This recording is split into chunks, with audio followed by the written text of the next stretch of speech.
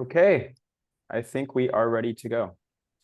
Welcome everybody to the February 2025 edition of Streets for All Happy Hour. This is really a special edition for us because we have one of our former steering committee members and now newly elected Councilmember of Culver City, Bubba Fish, is our special guest. So we're really excited to talk to Bubba. Before we get to our conversation with Bubba, we're going to give you an update on our efforts in Sacramento, talk about Measure HLA, give you a pretty exciting update about the Ballona Creek project, and then go over a few wins and fails of the month. Our icebreaker, very unoriginal, but hopefully interesting for our special guest, is what transportation project do you want to see happen in Culver City? I'm going to turn it over to Mark, who's going to answer that question and give us an update on state. Mark. Hey everyone, Mark Fuksovich. I would love to see Main Street closed again to cars. It was a delightful time that Main Street was closed to cars, and I think that there is a glory days that we can go back to. But yeah, that's my answer to that prompt. I'm here to give a state team update. I work as a staff here for Streets for All. I'm the Director of State Policy. The state legislature is back in session starting in December. So really they're still in session and they're going to be going through October. Next slide. So yeah, you can see here where we're at in terms of the policy work. So we started, I think actually as a side note, I think Bubba made this slide way back in the day, but we started in December. We're in the sort of policy ideation, policy pitching phase. Then we are going to move very shortly at the end of February into March into committee season, where we go through with our bills on various committees, and then eventually in October, the governor's desk. Next slide.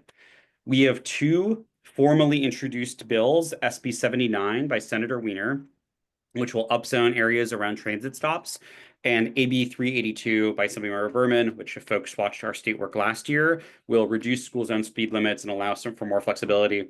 But I can promise you one thing, and you can see the blur behind me. My whiteboard has more bills to come. They're just not public yet, so stay tuned.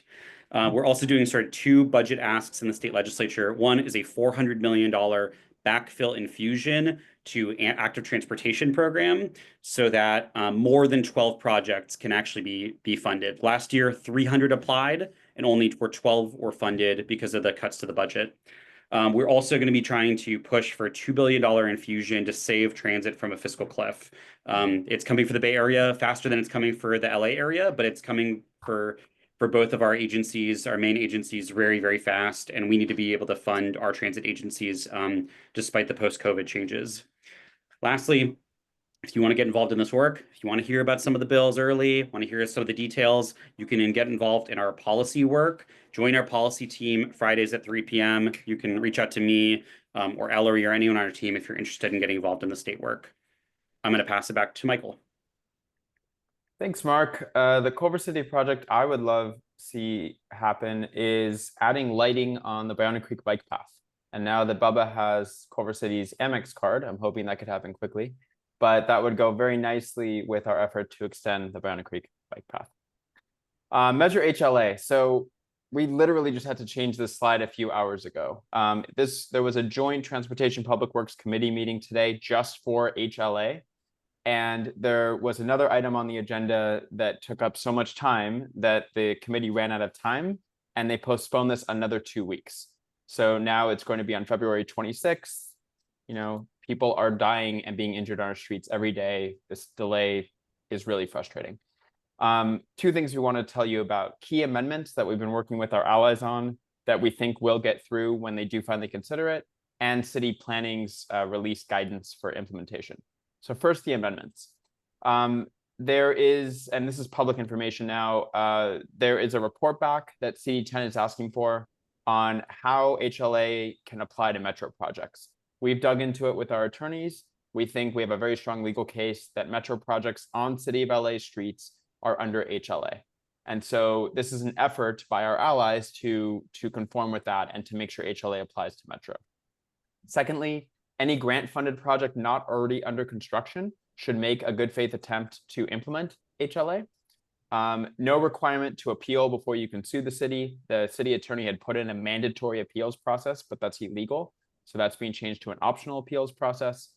On the dashboard, Tracy Park had inserted a bunch of things like How many parking spaces were removed? How many travel lanes were removed? And so if we're going to go down that road, we want to show the benefits. How many lives will be saved? How much cleaner will the air be? How many more people can move through a corridor? Things like that. And lastly, clarifying that LADOT will be the lead agency for HLA implementation.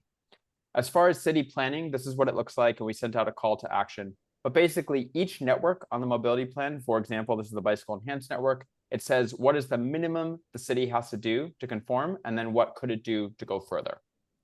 We do want to call your attention to one thing we find particularly egregious. On the bike lane network, which are class 2 bike lanes, so door zone bike lanes, the city is trying to say that a shared bus bike lane is the same, or it conforms. We disagree. Bus lanes are bus infrastructure that bikes can also use. They're not bike infrastructure. And so we're going to be pushing hard to make sure that that comes out of there before it's adopted. You can read more in our latest call to action. Oh, and one more thing, the city on the transit enhanced network is trying to say that they could just not put in a bus lane if the bus lane would not support a transit operator's planned or existing service pattern. Very vague. We don't like that. We're trying to get rid of it. So what's next? This is now going to be considered February 26th. Then it will go back to full council, then back to the city attorney to adopt or to implement the things council said they wanted, and then back hopefully for a final round to committees, council, and be adopted. Once it's adopted, not just HLA will be law, but implementing HLA will be law. So we're excited about that. On to Ballona Creek. So just to remind everybody, in 2023, we raised over $400,000 to do a feasibility study on Ballona Creek. We completed it at the end of 2023, turned it over to the city of LA. In 2024, the city used our study to apply for $8 million from the Active Transportation Program to get the project shovel ready. This is an effort to extend the Ballona Creek bike path to Venice and Cochrane. We scored a 93. In any normal ATP funding year, we would have been funded with flying colors, but because the budget was cut so much, we did not make the cut. The governor cut $400 million from ATP funding. However, in addition to our ongoing effort to restore the $400 million, like Mark mentioned, we're so excited to announce that the project has been recommended for regional funding by Metro. What that means is it should be funded by SCAG. We really want to give a shout out to Councilmember Heather Hutt. In addition to supporting these efforts with $150,000 of discretionary funding towards the feasibility study and supporting it with motions when we needed it at council, her office stepped up and said they would cover a $1.3 million funding gap, which made this grant possible. So long story short, it should formally move forward in June, and the city will receive or will work on a total of $8 million, the majority grant funded, to get Ballona Creek extended to Venice and Cochrane. So we're very excited about that. On to our wins and fails, starting with Josh. Thank you, Michael. The Culver City project that I'm probably most excited for is a long ways off, but the Sepulveda Transit Corridor is gonna totally remake the west side. You'll be able to get from Culver City to UCLA in like 10 minutes, to the Valley in like 20-25 minutes. It's gonna just completely collapse the amount of time it takes to get across the region. So last week, the Board of Supervisors heard a motion to accelerate rebuilding after the devastating fires. The long kitchen sink motion that they put out had tons of things in it. And so us and other housing groups put out a call to action asking for the things that we didn't like in it to be changed. There were some good things and some bad things. But specifically, we had problems with exempting state housing laws like the State Density Bonus Program, the Housing Accountability Act, and AB 2097, which exempts projects from parking minimums. So we got more than 100 calls to actions into the board. And unfortunately, the motion was approved as is. The good thing is that looking forward, all this is a letter asking the state to issue these exemptions. We think it's unlikely to happen, but we'll keep you guys updated on what happens next. Next is Kyle. Thanks, Josh. I think I'm really looking forward to seeing some protected bike lanes on Overland. It's just a really nice stretch that would be even better with those lanes. I can't say I'm happy to report on this fail. I think us as an organization and advocates in this space in general expected some headwinds with the new administration, and we see exactly how that's coming to fruition now with the recent announcement that funding for major infrastructure projects is going to be tied to to birth rates and marriage rates. LA, with its current population trends, wouldn't qualify. And so this threatens many, if not all, of the headline mega projects you've heard us talk about or may have seen on your own.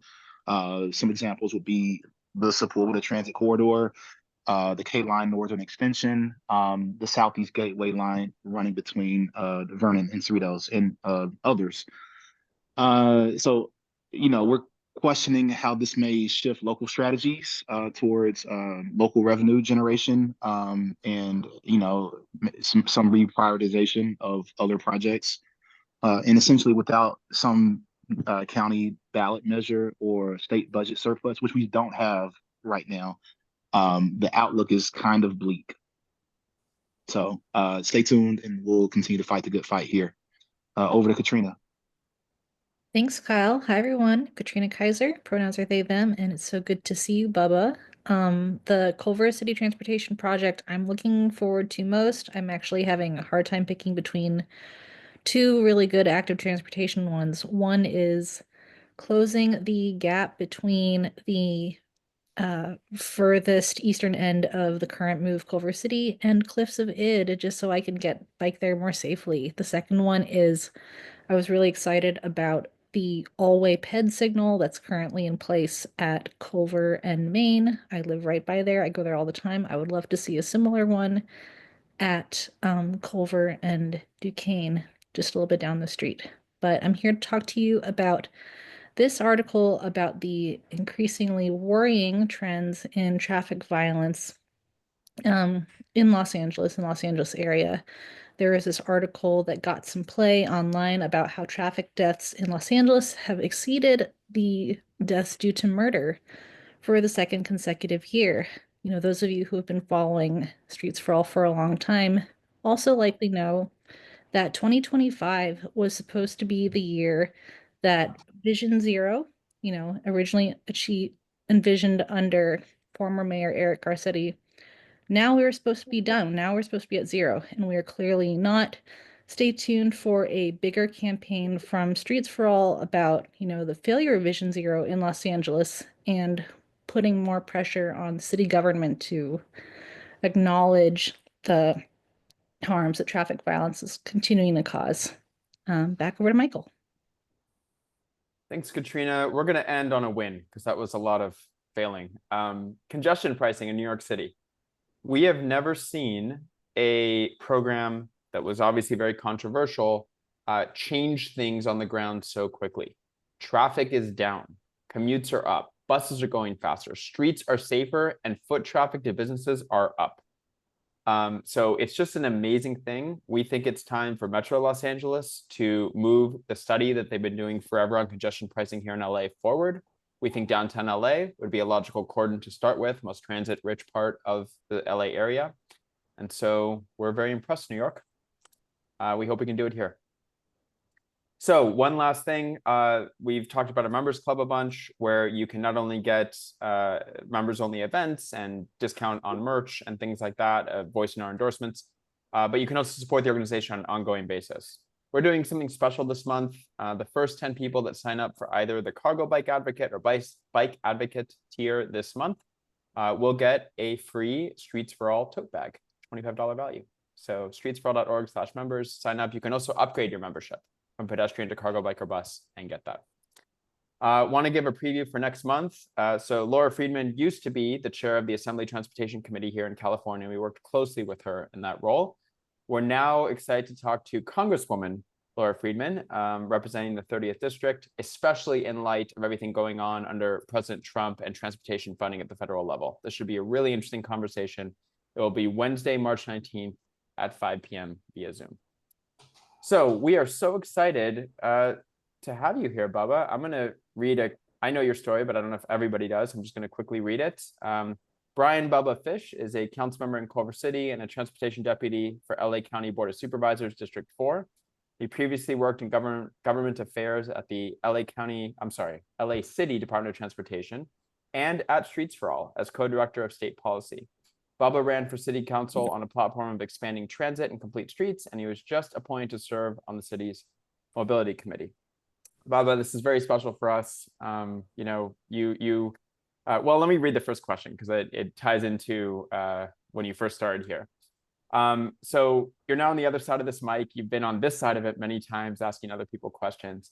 I just looked it up, and you first filled out the Streets for All volunteer form on October 14th, 2019, just a few months after I started the thing. And you said that you could help with organizing events and groups, running meetings, and you said you were decent at, but wanted to improve your social media and activism and fundraising skills.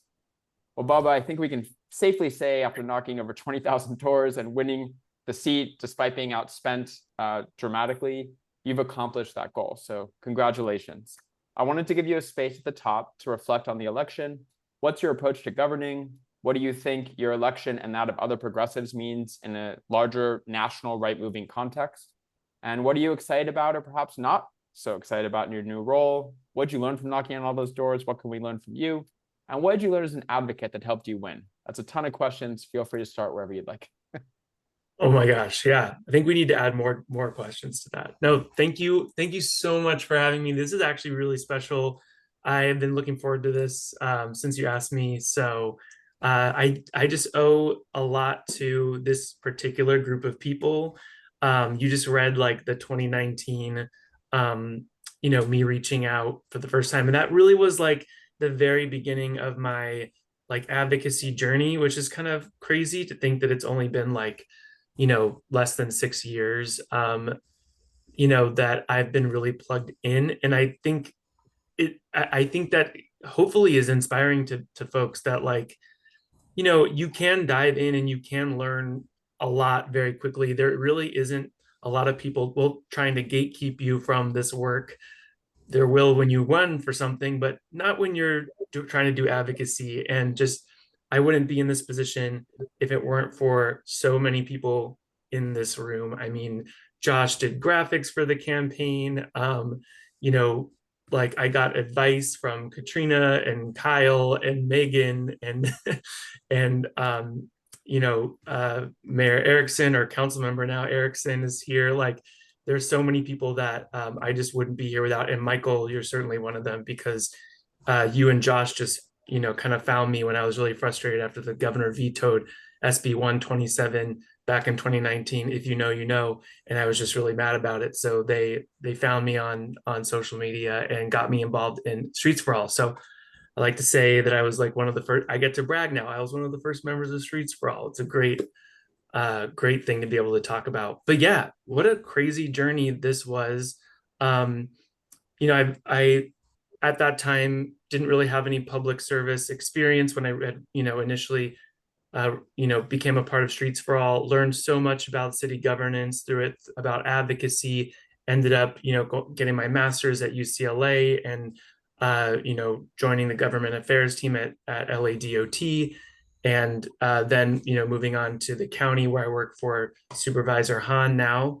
And I've learned quite a bit about what's the political, obstacles to achieving what we all want, which are sustainable streets, sustainable cities with safe streets, transit that is, fast, frequent, and affordable, and really just communities that can thrive because the cost of living has gone down, the pollution has gone down, and we have active lives where we can see our friends, see our family, and live near each other and really feel connected in that community. That's what we are fighting for.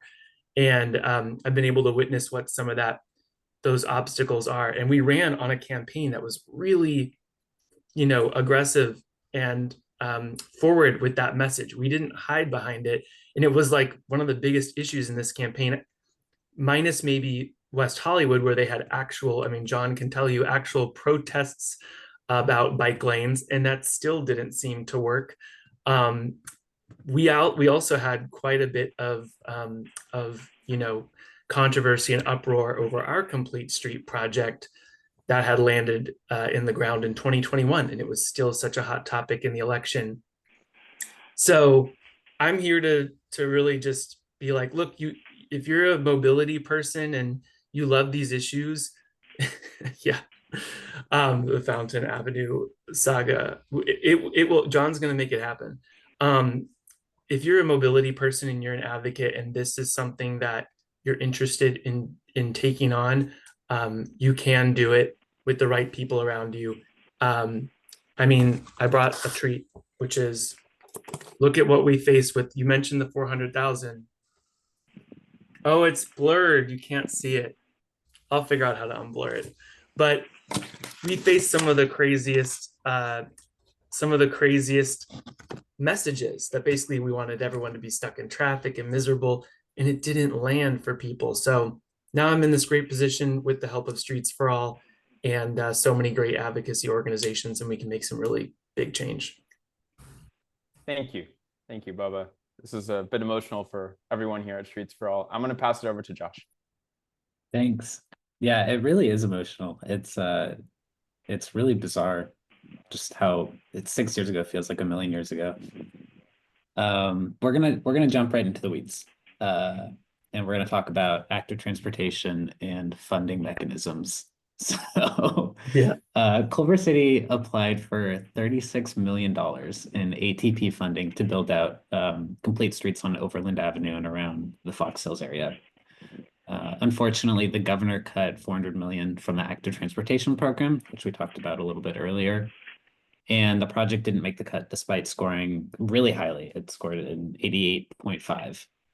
So that's a passing grade. The Trump administration is not a big fan of things like bus lanes, bike lanes, and rail projects, and generally progressive transportation solutions. So do you have any thoughts about how the city could raise additional revenue towards transformative transportation and infrastructure projects? This one specifically, but also I think in general. What do you think of perhaps parking benefit districts, higher parking permit fees, or other creative ways to encourage more multimodal transportation and pay for these kinds of projects? Yeah, that's the question right now, because ATP was cut. The federal government, like you said, the federal government's not looking friendly at all to these projects. Not that we ever thought Sean Duffy had a background in transportation when he was on the Real World road rules or whatever. So yeah, it's not looking great. But I think I do see a lot of hope.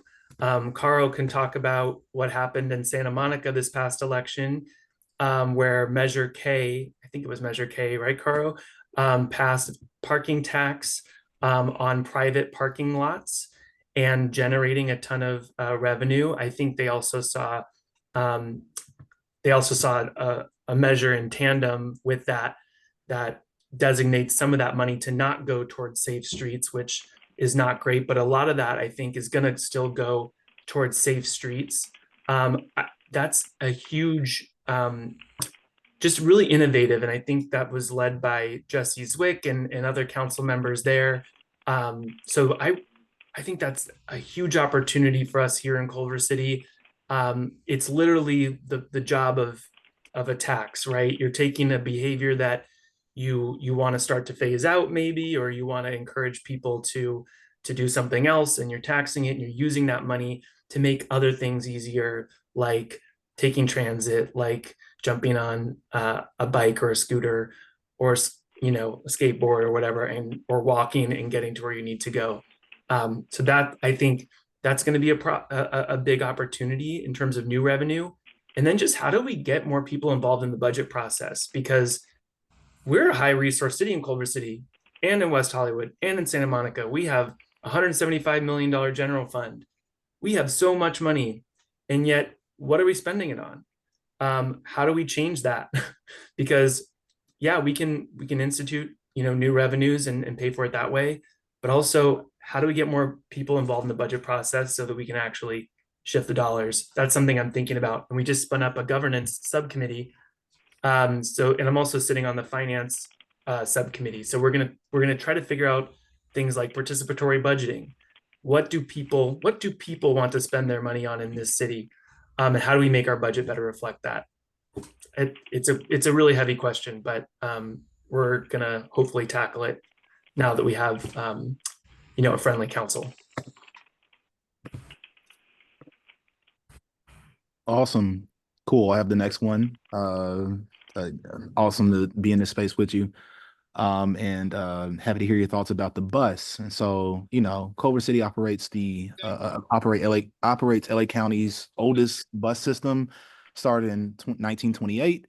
Right now, it's undergoing a transition to electric vehicles, battery electrics, but the city's behind its goals of replacing all by 2028, the entire fleet.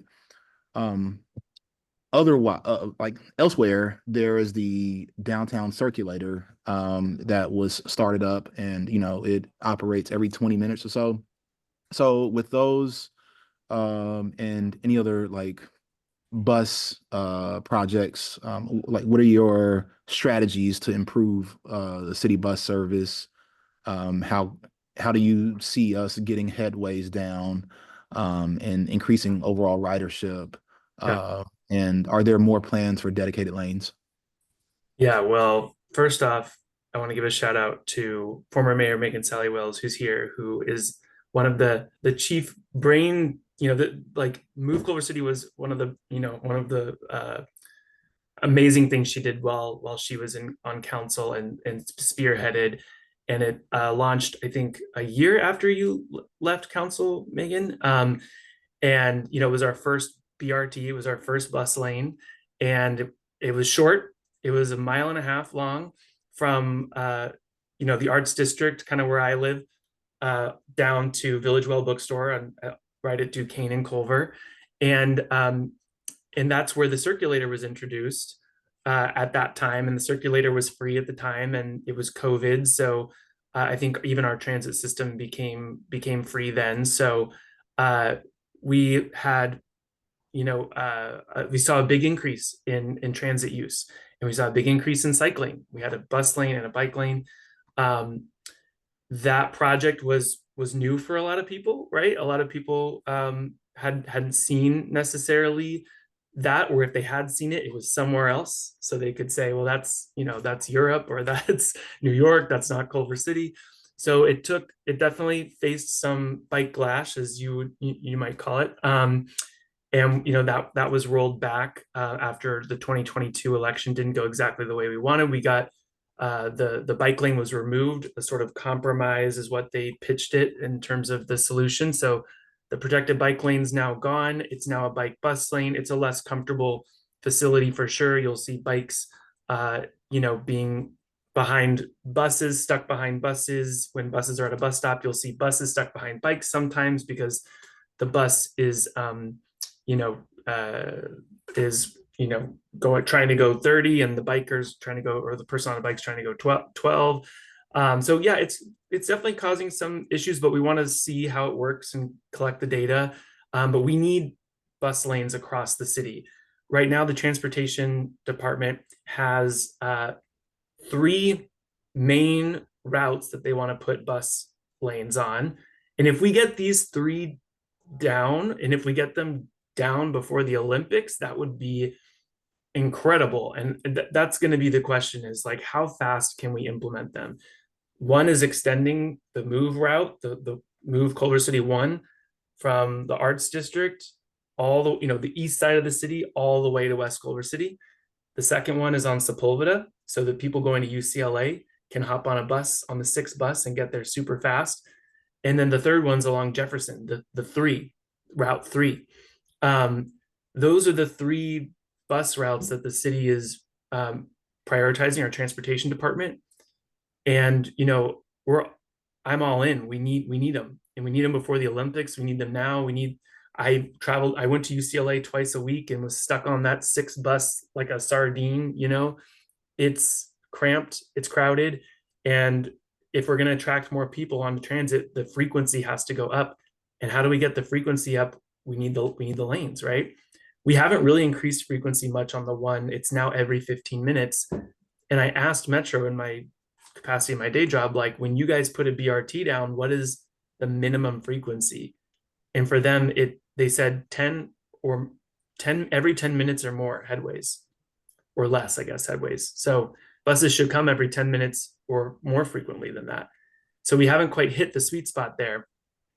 And we need to. If we have a bus lane, we better use it. People do. I talk to a lot of people at the doors and they are frustrated with Move Culver City. And then when I really get down to it, it's not that they're frustrated with Move. They're frustrated that they don't see any buses in it. And some people will never see buses, but some people, they have a point, which is like, if there's this open lane, I can't take it. I at least want to know that it's being used for something good. So I think we really need to increase bus frequency on that and really, make the project that and finish the job that Megan started. Awesome, thank you. Thanks, Bubba. You kind of teed it up for us already, but the next question is about Move specifically. So, as everyone here knows, Move Culver City was a Caltrans award-winning project to make Washington and Culver through downtown a true complete street. In the 2022 election, the council seat was flipped after over $500,000 was spent to buy that seat. And the previous council moved the dedicated bike lane in downtown, leading Metro to remove over $435,000 from Culver's Metro Active Transportation Grant allocation. At least on the advocacy side, we would like to say that your campaign was a referendum on Move. And while the opponents were loud, ultimately you won the seat, and the council is more supportive, particularly likely to be supportive of more protective bike infrastructure. What are your thoughts on the feasibility of restoring Move to what it was before the election? And do you have any news for us on phase 2, which would see it expanded to city borders to the east and west? Yeah. I don't have any news other than the last time that I got the report from staff.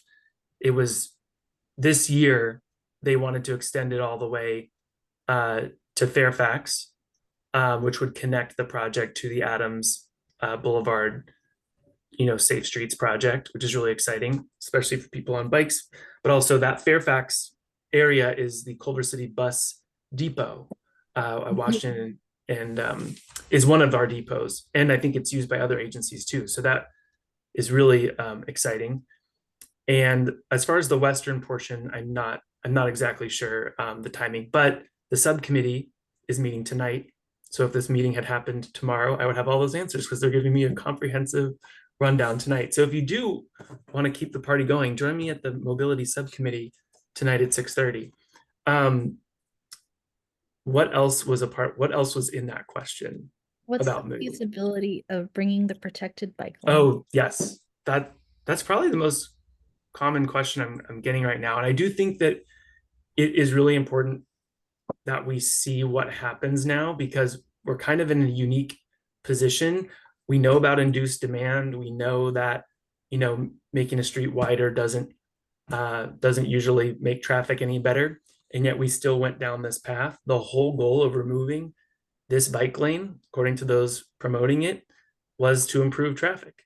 And so when else have we witnessed a bike lane that's been in place for 3 years be removed in this region? It's kind of unheard of.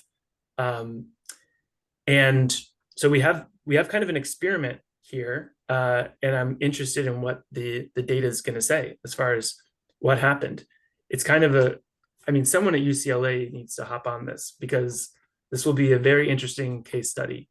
The feasibility, it's a pilot. So it's another pilot, what we're doing right now. So we have not put down the permanent infrastructure. So not only did we spend, over $1 million taking out the bike lane, not only did we get charged $430,000 by Metro, we didn't get charged, but they deobligated the funds that we had, planned to receive. That's like $1.8-ish million by my back of the napkin math. We could have just transitioned to a permanent. We had the option, right, in 2023 to go the permanent route, and we chose not to. So now that we've done this new version, let's see how it goes. Let's see what the data says. Did traffic actually get any better? Did we save 1 minute while we're moving protected bike lane facilities? Did we save drivers 3 minutes? Like, I'm fascinated. I want to know what happened, and hopefully we can make the right decision after that. But safety should not be, we should not compromise safety. You know, safety shouldn't be a political calculation or decision. You know, certain things about, you know, maybe creating a bus lane or not, or there's certain things that you can, you know, maybe argue, well, is this parking or what have you, but safety in people's lives, like when you're on the streets and you are unsafe, that should never ever be something on the chopping block. And yeah, I think that's at least one of the lessons I'm taking away from this. And yeah, RIP Donald Shoup. Thanks, Aaron, for uplifting that. I got to meet him once, and I think he was on Happy Hour once, right? Thanks for mentioning him. We adjourned our meeting thanks to Yasmin, Councilmember McMorrin. She asked to adjourn our meeting on Monday night in honor of Donald Shoup, so we did. Thanks. Parking professor and researcher for anyone who, I don't think anyone on this call would not know who that is, but just in case. The high cost of free parking. Yeah. Over to Josh. Thanks. So 6 years ago, as we said, you joined the transportation world as an advocate with Streets for All. You learned how to organize and motivate volunteers, and you worked for the organization for a while, leading state policy. Then you worked at LADOT, and then you landed under County Supervisor Janice Hahn as the transportation deputy.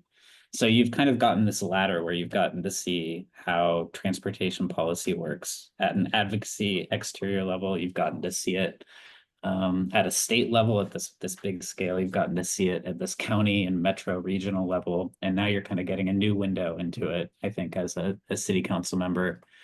I think that's kind of a rare experience. That's a lot of different vantage points. How have they informed you how you see progressive transportation in the region? What is intuitive or maybe counterintuitive about how these systems work? And then do you have advice for people that are trying to make a change in their neighborhood? Yeah, I feel like the biggest shock was going from like, I've gone from outside to inside, like 3 different times, it feels like. So that's the can be shocking because yeah, like with Bike Culver City, David Coles is on this call, and so is Megan. Megan started Bike Culver City, and I was a part of that group, and you know, advocating for so many years for change, and then now I'm in this position and I have like 150 unread emails from constituents, and I'm like, oh my goodness, how am I going to respond to these people and do my job and do my actual job? It's really hard to even that feeling of being overwhelmed is definitely always there, and wanting to make good on your promises and make sure that you're doing everything you said you were going to do, and serving everyone in the city. It's like it definitely feels so different, but the mission is the same. The mission is the same. The goals are the same. You have to operate a little bit differently, than when you're an advocate, which is an adjustment for me, because I always it's fun to like yell and to be the person on like flanking this aside of an issue, right, and making sure that something is done right in the right way. And then when you have different pressures on you when you're actually in a seat, and it's a different experience, but the direction we're heading needs to stay the direction we're heading. So yeah, and same with when I was in Streets for All doing state policy work, and and also interacting about LA City issues, and then being in LA City and then now LA County government, and trying to push however you can inside those really tight and sometimes ossified bureaucracies can be really tough. But as long as to me at least, as long as we are making progress, and as long as we are pushing wherever we can, however we can, that's the most important thing. And just staying connected with you guys so that, when inevitably, oh God, God forbid I make a decision that y'all are like, what the hell, that you'll be in one of these 150 unread emails being like, Bubba, why'd you do this? That's holding us accountable too, is so important, because we do face different pressures. So you have to be loud, and you have to be even someone with the right political compass. The potential is still there to not deliver. So sometimes it really is the loudest voices really need to be in the room, and that's hard for progressives, and because we don't have all the money, we don't have all the power. So yeah, we got to stay engaged. Thank you. Let's over to Katrina again. Thanks, Josh. This is a really quick one. The next question is about protected bike infrastructure conceptually. So recently, the city of West Hollywood, at the request of then Mayor John Erickson, who is in the House with us tonight, passed a motion declaring that only Class 4 protected bike lanes would be implemented on city arterials. This led to City of West Hollywood staff redesigning a door zone bike lane on Beverly Boulevard to make it protected. In Culver City's current bike plan, there are nearly 10 miles of Class 2 door zone bike lanes versus only 8 miles of Class 4 protected bike lanes, including door zone bike lanes on Culver, Washington, Sepulveda, and Overland. And there's, some that exist there now. What are your thoughts on a similar motion in Culver City, similar to what was done in West Hollywood, so that when the city does implement bike infrastructure, it would keep people safe? Yeah, John definitely inspired us all when he introduced that. I'm very much in favor. We have a complete streets guidelines that we are currently creating. It's going to be done hopefully in March. That's the document that I want to really reflect things like this, that when we repave a street, taking inspiration from HLA. For us, yes, political will is definitely an issue, right? If we elect the wrong people or what have you, but at least right now, funding is probably our biggest issue. We're in a deficit. So making sure we have the funding to do these projects. And then when we have that opportunity, that we have this complete set of complete street guidelines that lay out when you have a bike lane, we can't compromise on safety. I just got a report on a couple of projects that are funded that we're at 30% design on. And a couple of them are protected with protected intersections like y'all have in Santa Monica, like the 17th Street one. Oh my gosh, so sexy. And then a couple of them are, door zone Class 2, same, what we've been doing forever and ever, especially on Overland. There's one that's still door zone. I think it just looks like it's going to be green now. Just like, okay, great. So we have to keep pushing our public works department, still using level of service, right? Instead of, trying to mitigate VMT, there's still level of service being like how many cars go through an area at a certain time. I'm still in rooms where traffic engineers lead on projects with, well, this is the level of service. And I'm like, cool, like, are we in the 50s? Like, what's happening? Why are we talking about this? So we still have a culture change to do. And I'm also really inspired by Santa Monica saying, we're going to leave the allocation of the right of way to our transportation department. And we're going to consolidate all the traffic engineers and everyone in the transportation department so that everyone's rowing in one direction. That's really exciting to me. I know every city's different. So yeah, there's a lot to draw on. Kind of Santa Monica's kind of operating at another level, or at least, they're a couple years ahead, maybe. I'd like to see us make some really big strides over the next 2 years, at least, if not more, for God willing. Cool. I also do want to get to questions too, because I know. Yeah. I have the last question, and then we're getting to audience questions. As you know, Streets for All led a concept we called Marina Central Park to reimagine State Route 90 into a multimodal corridor with bike lanes, bus lanes, park space, and housing. The previous city council had an opportunity to co-apply with us for state funding to study the idea, but at the last minute they reneged. Change is really hard, and getting people to reimagine spaces or turn into new big ideas can be challenging. What's your take on the mood of the electorate for big ideas like that? And how do you convince people who hate change that some change might be good change? Yeah, wow. Yeah, Marina Central Park. RIP for now. RIP for now, right? But nothing's ever gone forever. I'm really excited about it still, and I'm hoping that we can continue to from the bottom up get people excited about reimagining their community. For me, Ciclavia was radicalizing. Like that, I think 2014 was my first one, and I everything changed for me after I got into a car accident. Then I went to Ciclavia for the first time, and my whole perspective on cities just like flipped upside down. So, and Michael, I know that's like kind of your story too. You were like a car guy, and your car went in the shop and everything. Like certain things, there are like radicalizing moments for all of us, not just on transportation, but we have to give people those moments. Ciclavia is one. We're about to do Earth Day on the 22nd in front of the schools, so families they're going to be encouraged to like walk, bike, scoot, take transit to school instead of drive.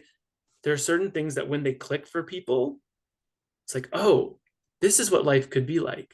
But sometimes it takes an intervention, right? It takes something fun, and it takes the sugar on the pill to get people to like rethink that, right? It's less so a plan from on high that is going to make, if anything, that probably makes people more mad.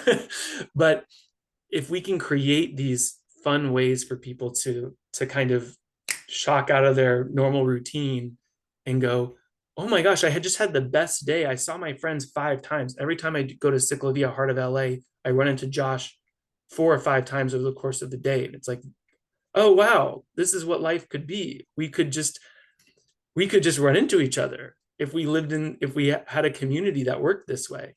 So it's giving people that like type of experience. And that's why I really want to create an open streets program in Culver City. Y'all, we have a long list. We have a long list of things we want to do. But yeah, that's my answer for that. We need to figure out new ways to help people reimagine. Awesome. All right, we have a ton of audience questions. If you could stay an extra 5 minutes, we'll do it. If not, no worries, but we'll dive right in. So the first question is, Culver City has had progressive city councils before, only for NIMBY backlashes to lead to a lot of progress being undone. Culver City is an example. Do you plan to do anything differently to try and prevent that kind of backsliding in the next election? Oh man, yeah. Like it's hard to understand what happens in Culver City, like because we constantly keep electing folks who are ideologically opposed or not necessarily, okay, that might sound harsh, but ideologically not necessarily aligned over and over again. And it kind of comes down, I kind of think it comes down to ground game and hustle and name recognition, right? Like this last election, my colleagues Albert Vera and Yasmin Imani McMorrin and myself were elected. There's a lot of differences there, and some of it was probably name recognition, some of it was probably ground game, but it might have on the local level where there's not a ton of information and a ton of exposure. It might really come down to who have you talked to, how many people did you get in front of, how many people know your name, and that's not always when you're faced with these, right, like $500,000 or $400,000 of like wants to ban cars.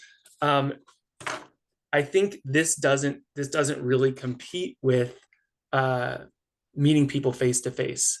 So Why do you want to know, ban cars, Bubba? right? Like, one of these says like in 3 months, or it said in a matter of months, he will have done this. And I'm like, well, the clock is ticking. But yeah, traffic was my fault. So it's just, I think it kind of backlashed. I think it kind of like worked against, because it was so extreme that folks didn't feel, like it made sense with what they were experiencing. So my answer to that is like, I think the answer is to get in front of as many people. We started walking in March. So just get in front of as many people as possible and meet as many people as possible. Because I don't think anything can substitute for that. Thank you. This should be a quick one. John Erickson wants to know who is your favorite West Hollywood City Council member and why is it John Erickson? It's John Erickson for so many reasons. He is the transpo leader. Him, Chelsea, and Danny we're seeing amazing things happen there. He's also just a very nice guy. I know he just fished for a compliment, but he deserves it. He's a very nice guy and just also really funny. I don't know. I'm sucking up at this point. I know it sounds like that, but he's just a genuinely nice, hilarious person. Thanks for the question, John. Thanks, John. Great creative thinking in that question. We appreciate it. Moving on. Connor Webb wants to know, obviously the priority is getting the Sepulveda Transit Corridor Phase 1 completed as heavy rail, but have you thought about Phase 2, alternative through Culver City, that a alternative that you would like to see the city support? Heavy rail on Sepulveda, on Overland, on Centinela, and the 405 were all included in that feasibility study. So this is extending the Sepulveda Transit Corridor south all the way to LAX.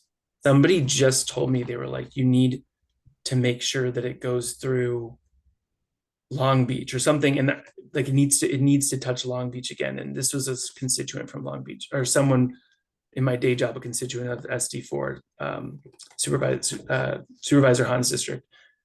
No, I don't really have an opinion on that, because I think the first phase is set to open in like 2050. So I feel like we're already quite a ways away. But I am really excited that as of Monday night, Culver City just joined West Hollywood, thanks John, and Santa Monica in support of a station at UCLA.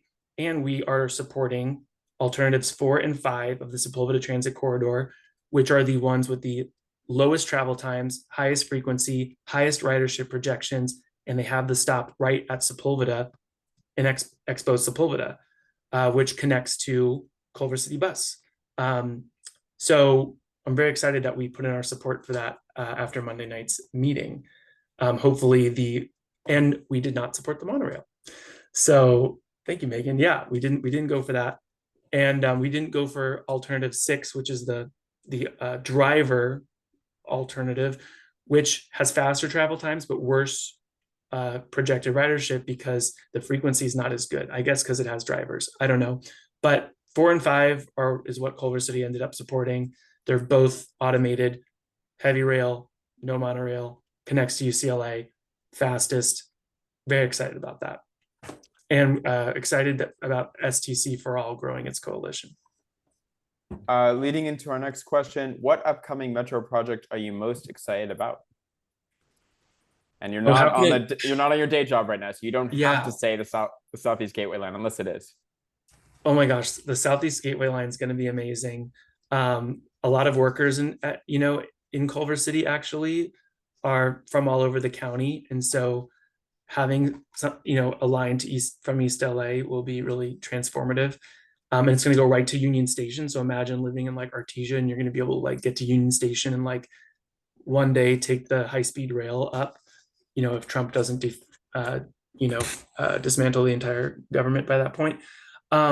So also the Purple Line this year. Let's go. The People Mover. Let's go. We're going to have an amazing year of openings and ribbon cuttings for Metro. It's going to be incredible. When the People Mover opens, I think folks that come to LA will like get into that habit of like stepping onto transit for the first time. And then that, I think that will be a way to welcome people into into the future of our region, and start that habit right when they get here, which is kind of exciting to me. Because Awesome. what city doesn't have a train to the airport, right? In America, we seem to build trains almost to airports.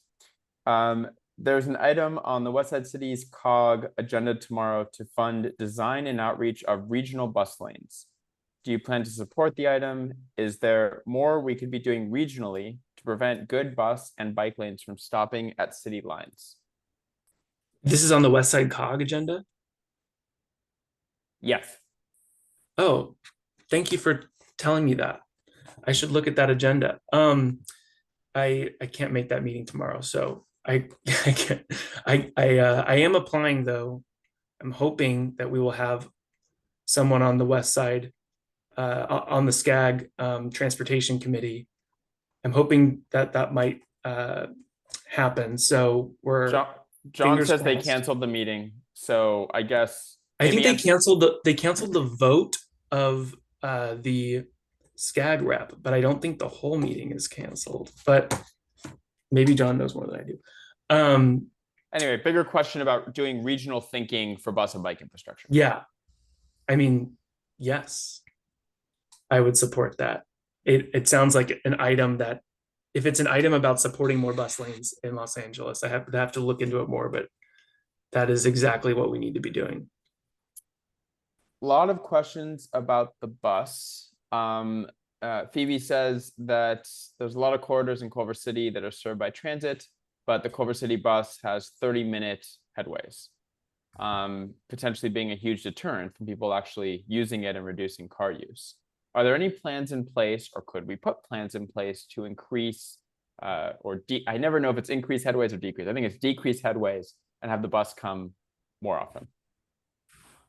Yes, we do a shake every quarter, which is when we change bus operations and we update operations. Frequency is like, I ran on that. We have to increase frequency for people to really rely on Culver City bus, especially like for folks in Fox Hills who they need quicker access to the E line. They need quicker access to UCLA on that 6 bus that's constantly packed. The 1 needs quicker frequency down Move Culver City. Yes, we definitely need to increase frequency. How we're going to do it, the budget process is coming up in February, March, and is finalized in June. We will have more answers, but that's got to be a priority, because if you're at a bus stop and it says more than 10 minutes up there on that screen, unless you're a transit nerd like everyone in this room, you're probably going to be frustrated. You're going to be frustrated even if you are a transit nerd, but you're probably going to be so frustrated that you might not come back. And that's what we can't have. Also, hey, Phoebe. Bubba, do you have 5 more minutes? If not, we can. Yes. You do. Okay. We'll try to get through maybe 3 more. This is a question I'm also curious about. So Tiffany says there's a Culver Studios car entrance on Ince and Hubbard where the drivers often don't check for pedestrians. I don't know who exactly to reach out to, but it feels like there's an area that could be improved for pedestrians. Do I email our city council members, make a report with Culver City PD? It's hard to know where to start. Where should she start, Bubba? Megan, we have an app, and I feel like all about the app. Can they report it on the app? I'll look up. Yeah, I'll look up the. I'll find the link and post it. That's a really good question. I'm pretty sure you can report on our Culver City app that I'm re-downloading right now.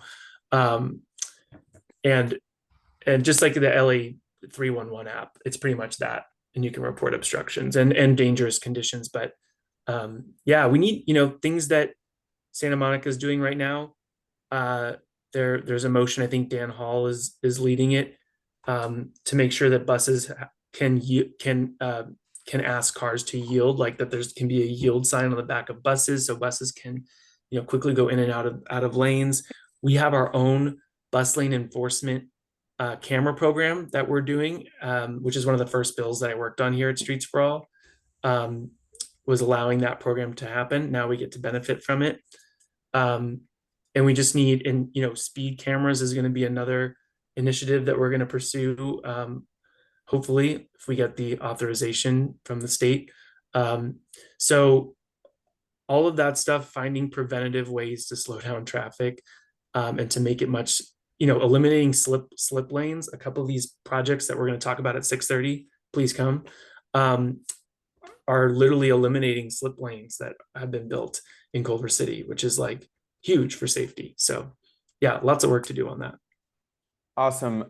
Couple different questions asking about extending Culver City bus service north. So this question, Culver City bus runs service to the La Cienega Expo Line station. LA and Beverly Hills are looking at bus lanes on La Cienega. West Hollywood is looking at an LAX shuttle.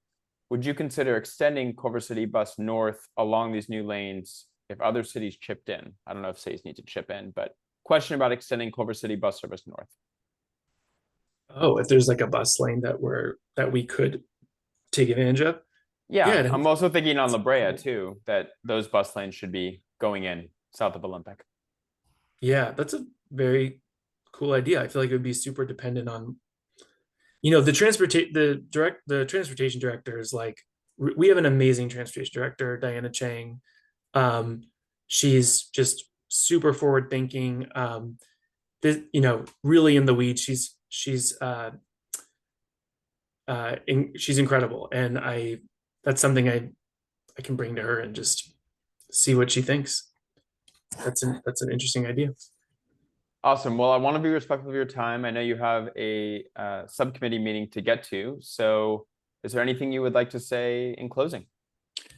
I didn't mention Olga Lexel, and I met Olga again. We met in college, but we rekindled our friendship here. And bye, John. We rekindled our friendship here at Streets for All, and she ended up running my campaign as campaign manager, and it was a huge reason why we won. And so just the people you're organizing with, have the potential to be best friends for life, have the potential to change your life, to take you in directions that you didn't ever expect them to. My neighbors who I met through Bike Culver City helped me find, a real, new avenues to make change. And they've been a source of inspiration to me and have really changed my life. So just thank you, Streets for All, for, for continuing to do this incredibly important work, and for bringing the joy and the passion and the fire that this region has needed for so long. It is really filling a void, and we're all benefiting from that. And I have to show you final reveal. There it is. Except this one says Bubba does so much, because when I left, Josh made it for me.